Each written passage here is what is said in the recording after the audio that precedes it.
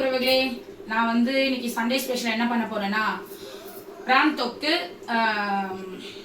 அவ்வளோதான், பிரான் தொக்கு. நேற்று வந்து கிறுக்க மீன் தொக்கு வச்சேன், அது கொஞ்சம் இருக்கு. அதனால பிரான் தொக்கு மட்டும் பண்ணிக்கலாம், நைட்டு வேணா இதெல்லாம் பண்ணிக்கலாம் அப்படின்னு சொல்லிட்டு இருக்கேன். வாங்க பிரான் தொக்கு எப்படி செய்யலான்னு பார்ப்போம். கடாயை வச்சாச்சு, கடாய் காயுது. அதுக்கு தேவையான பொருள் பார்த்துலாமா? தக்காளி, வெங்காயம், இஞ்சி பூண்டு பேஸ்ட்டு, அப்புறம் வந்து பட்டை லவங்கம். நான் போடும் போதே பார்த்துக்கோங்க. ஊற்றியாச்சு, எண்ணெய் காஞ்சிட்டு இருக்கு. அப்புறம் வந்து பைசஸ் போட்டுக்கலாம். ஒரு 3 ஏலக்காய், ஒரு 2 பட்டை, கடல் பாசி, கிராம்பு ஒரு 4. எண்ணெய் காஞ்சிச்சு, இந்த பைசஸ் போட்டுக்கலாம். கிராம்பு, பட்டை, கடல் பாசி அதெல்லாம் போட்டுக்கலாம். போட்டாச்சு. இப்போ வந்து வெங்காயம் போட்டுப்போம்.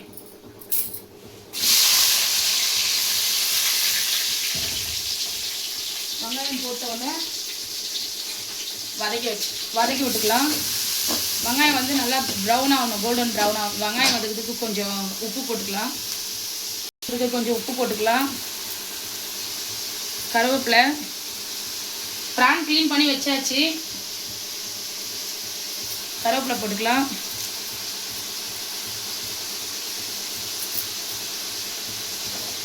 இது நல்லா வதக்கி விட்டுக்கலாம்.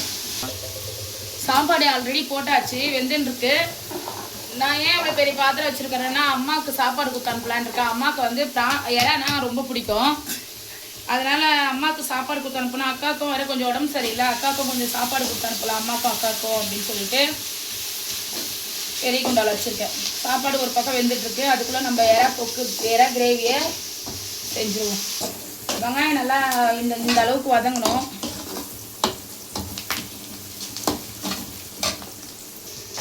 வெங்காயம் நல்லா வதங்கிடுச்சு, இந்த அளவுக்கு வதங்கினா போதும். தக்காளி போட்டுக்கலாம். தக்காளி நல்லா மேஷ் ஆகணும். இந்த டைம்லேயே நம்ம இஞ்சி பூண்டு பேஸ்ட்டு போட்டுக்கலாம்.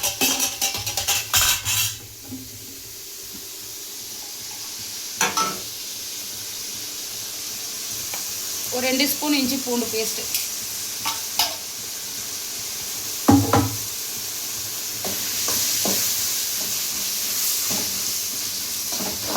நான் ரொம்ப சிம்பிளாக தான் செய்கிறேன். மஞ்சத்தூள் போட்டுக்கலாம்.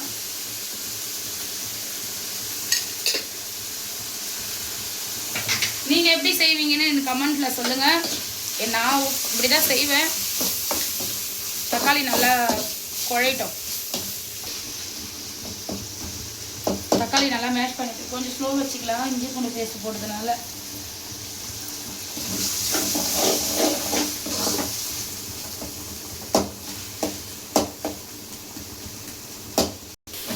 தக்காளி நல்லா குழஞ்சிடுச்சு. இப்போ வந்து நம்ம கரம் மசாலா போட்டுக்கலாம்.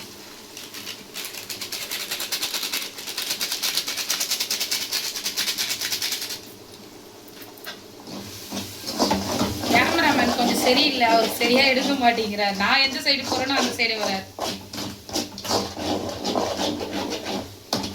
அவ்வளோதான். கரம் மசாலா போட்ட உடனே நம்ம மிளகாத்தூள் போட்டுக்கலாம். நாங்கள் கொஞ்சம் காரம் அதிகமாக சாப்பிடுவோம், அதனால் நாங்கள் ஒரு 3 ஸ்பூன் மிளகாத்தூள் போட்டுக்கிறோம். உங்களுக்கு காரம் வேணும்ன்ற அளவுக்கு நீங்கள் போட்டுக்கோங்க.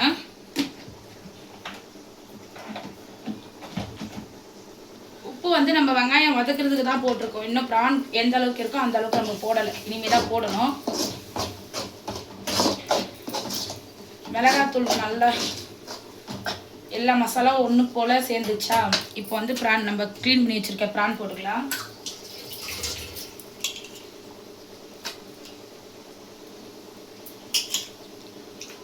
நேற்று கோவலத்தில் வாங்கின பிரான் தான், எறா தான் இது.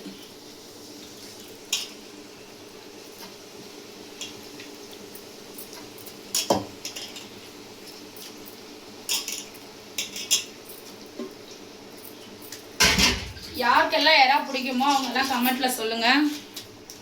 அதே மாதிரி நீங்கள் எப்படி குக் பண்ணுவீங்கன்னு எனக்கு சொல்லுங்கள்.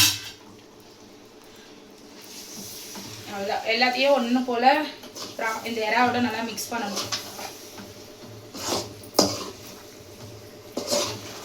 நம்ம கொஞ்சம் கிரேவி மாதிரி பண்றதுனால கொஞ்சம் வந்து தண்ணி ஊற்றிக்கலாம். அதில்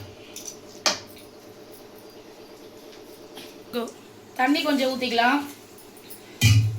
ஏன்னா இறால தண்ணி வரும் ஆல்ரெடி, அதனால கொஞ்சமா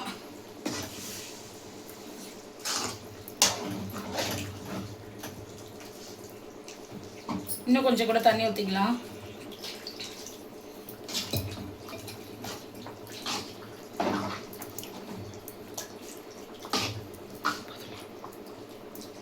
எறாக்கு ஏற்ற உப்பு போட்டுக்கலாம். உப்பு போட்டது நல்லா மிக்ஸ் பண்ணி விட்டுக்கலாம். இதை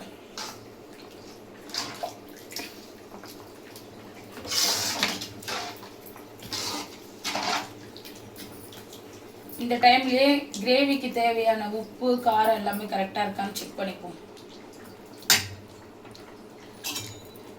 சாப்பாடு வந்துச்சா தெரியல. கிரேவிக்கு தேவையான காரம்லாம் கரெக்டாக இருக்குது, உப்பு லைட்டாக கம்மியாக இருக்குது. சாதம் வந்துருச்சா பார்க்கலாம். சாதம் இன்னும் கொஞ்சம் வேகணும்.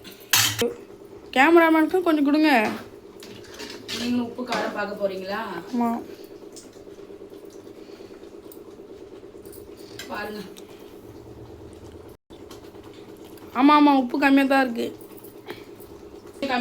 உப்பு கொஞ்சம் கம்மியாக இருக்குது. உப்பு கொஞ்சம் போட்டுக்கலாம். போட்டாச்சு, நல்லா கலந்து விட்டாச்சு. மூடி போட்டுக்கலாம். கொஞ்சம் ஸ்பீடு வச்சுக்கலாம். சரி, சாப்பாடும் குழம்பும் ரெடி ஆகிட்டு இருக்கு. நான் நேற்று கோவளத்தில் 2 கம்பல் வாங்கிட்டு வந்தேன். அது உங்ககிட்ட காட்டலான் இருக்கேன். வாங்க போய் பார்க்கலாம். நேற்று கோவளத்துக்கு போகும்போது இந்த கம்பல் எனக்கு ரொம்ப பிடிச்சிருந்தது, அதனால இந்த கம்பல் வாங்கிட்டு வந்தேன். இந்த கம்பல் எப்படி இருக்கு பாருங்க. உங்களுக்கு பிடிச்சிருந்தா கமெண்ட்ல சொல்லுங்க. நான் வேணும்னா உங்களுக்கு இந்த மாதிரி வாங்கி அனுப்புறேன், சென்ட் பண்ணி விடுங்க. கமெண்ட்ல சொல்லுங்க. நல்லா இருக்கா? இந்த கம்பல் ஒன்று வாங்கினேன்.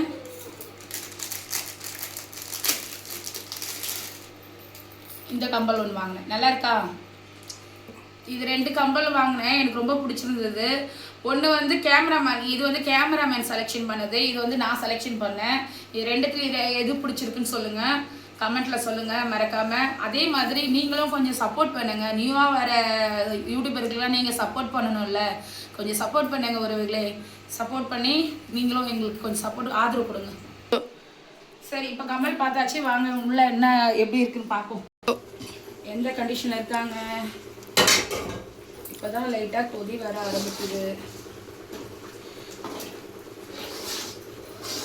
நான் கொஞ்சம் கிரேவி மாதிரி தான் வச்சுருக்கேன், ஏன்னா சாதத்தில் ஊற்றி சாப்பிட்றதுக்கு நல்லா இருக்கும் இல்லையா, அதனால. சாப்பாடு வெந்தாச்சு. சாப்பாடு வடிச்சிடலாம். சாப்பாடு வடிச்சிட்டேன். சாப்பாடு ரெடி ஆயிடுச்சு, வடிச்சு விட்டாச்சு. இப்போ வந்து பிரானும் நல்லா ஓகே, எண்ணெய்லாம் லைட்டாக பிரிஞ்சு வந்திருக்கு பாருங்க. அவ்வளோதான், கிரேவியும் ரெடி ஆயிடுச்சு. எறா தொக்கம் ரெடி ஆயிடுச்சு, சாப்பாடும் ரெடி ஆயிடுச்சு. இனிமேல் சாப்பிட வேண்டியது தான். நான் இப்போ சாப்பிடணும், கொஞ்சம் லேட் ஆகும்.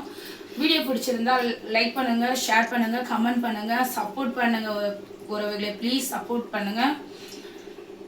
பாய்.